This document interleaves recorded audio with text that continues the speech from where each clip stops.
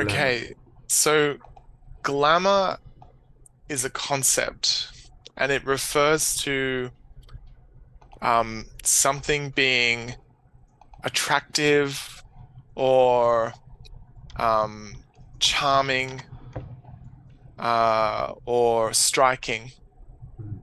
So It's glamour yeah, as a like a concept, quality. Yeah, yeah, that's right. yeah. But it's a very abstract way of talking about this because they're not saying that something is glamorous. They're talking about glamour itself. Mm. What is it that makes something glamorous? Where is glamour found?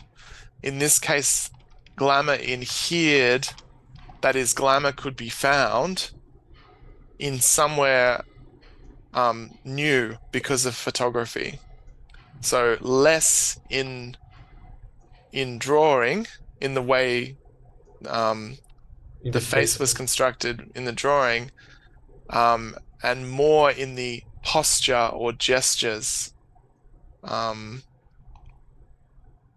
Yeah, and yep, that's right. So it's part of to adhere, yeah, part of um, but intrinsic something like that. yeah, in an internal part and usually a basic or fundamental part, a key part, a main part.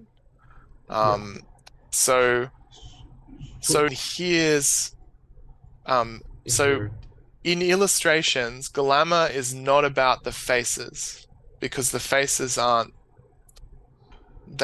they have to be schematic, they have to be simplified, they have to be like a sketch. but In photography, yes, but they're talking about illustration first. So they're saying until photography took over from illustration.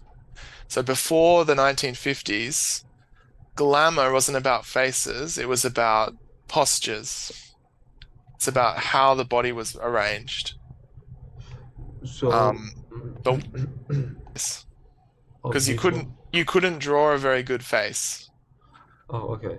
Yeah. Whereas with photography, it's implied the face becomes really important. Yeah. So one question. So they're talking about um, fashion and clothing. So it's not an industry where there's a lot of time to create the images. So if the main type of image of clothing is is for advertising and it has to be they have to be updated constantly so that you can keep selling new clothes, it means that you can't make glamorous or interesting faces part of what you do. Whereas for photography, you can generate an image really quickly. Um, and so the focus can change. Hmm. It can be on faces as well as posture. Yeah, I Does that got. make sense? Yeah. It's about the fact that it's not that people didn't know how to draw faces really well. It's that if they're doing them for advertising, it's an industrial process. It can't be done in the same way. Yeah, I got it. Talking about photographs here yet, are they? They're talking about illustrations, Oh, here they are about talking about. drawing, yeah. By necessity, schematic and generalized. That is, the faces in illustrations couldn't be well rendered. They had to be very generic. Mm. They had to be not that interesting. Um, but the attitude or posture or the gestures in the drawings, that could be done in a way through drawing. Uh, that was that's where glamour could be found. Um, so in stance, which is what they say in the next sentence, glamour once resided so emphatically, so it was very much located in the stance of the model who was being sketched, um, and And how they're holding their body. They're like this. taking a stance, yeah. Yeah, yeah. Um, yeah, so they're holding their hands, they're holding their legs, they're holding their body Yeah. in a certain way. Yeah. And so when this was drawn by hand or illustrated, that was the most important thing. The faces in the illustrations didn't have expressions at all. It was more part of how they held their head. Yeah. So they're talking about, this is again this problem of where is glamour located. So this idea of visual excitement or attractiveness or interest, where do we find it? In illustrations, we find it in the arrangements of bodies, not in the faces of the models. Yeah. No, emphatically. Emphatically is with emphasis. So forcefully. So it was located so definitely or so firmly in stance This that one. emphatically, yeah, in a forceful way, yeah. Great. And yeah, it's so this that this. So it's about the effect. Yeah. So it has such a quality of being located here that it has this effect that faces are actually not really expressive at all.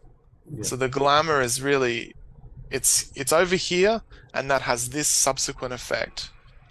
For You could say the university is so excellent that everybody who works there should be paid at a higher rate than the industry average. yeah, which is not true, unfortunately. No, it's certainly not. Yes. So this is just this is not photographed, yeah? That's right. So I guess these are from the 1950s rather than from before. And Like you can see, yeah, some of those images. So you can see that the expressiveness or detail of the face, it's not there. What's important is how the body is being held. Yeah, I got it. Amazing. Yeah. So this kind of illustration is just someone is very good at sketching. They sketch it fairly quickly and then they paint it. They might have a colorist who paints it, or they might do it themselves. And then it can be very quickly printed and reproduced. I haven't seen such a thing. So you can see how they hold their chin, or what direction their face is facing. That's the only thing that really matters in the faces there. The rest of it is about the body. Yeah, so they're not expressive faces. You can't really... They're saying you can't really see their emotion or their... Yeah, but or even... angles and tilts, yeah. That's right, yeah. Okay. And he drags upward? Yeah, in a haughty look. Haughty look, oh yeah. I am better than you like that. Yeah, so if you were aloof from people, you might hold your chin in a haughty way. Yeah. Yeah. Introspection is thinking about the self, looking inwards. The introspective it's looking inside, it's being thoughtful. And I guess it's different from taking an outer perspective. Introspection is, examining yourself and your own thoughts. Yes, that's right. So it's like reflecting. It's like you're sitting there and you're like, oh, I can't believe I said that. What does it mean? Do I really think that? So you're examining your own thoughts and feelings. Oh, why I did that? Okay, yeah, great, I understand. And also this word. So to have your head cocked is to have it tilted to one side. So you're imagining that it's like a chicken. A bird holding its head to one side. And inquisitive obviously means curious, but coquettish means deliberately holding yourself in a way that's attractive to others. So maybe trying to it's from a French word, coquette. The best meaning being alluring or flirtatious. So let me check the Google. We just find that. So that's a coquettish hairstyle in that first image. So the model has a very blank expression, which is not coquettish at all. Like this. The the head tilt, the head tilt. flirtiness, the smile, but that maybe not so direct, a bit yeah. shy.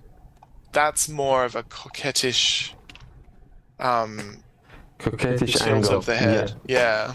And Emanating power is just showing power. Like emanating is like coming out of. So power is like coming out of you. Yeah, so using a profile in sharp outline that is side on, that's a powerful image. And it's similar to, if you look at a coin, you can see the head of an emperor or a king or something on a coin. So the bust is just like everything above the shoulders. oh, So if you go to a museum, you might see a full statue and that's like a whole body, but a bust is just where they show the head. It also means the breasts, but that's used in different contexts. yeah. So we've got a list here. The eyes, so the chin raised upwards in a haughty look, that's one option. The eyes lowered in an attitude of introspection, that's another option. The head cocked at an inquisitive or coquettish angle, Like this. it's another option.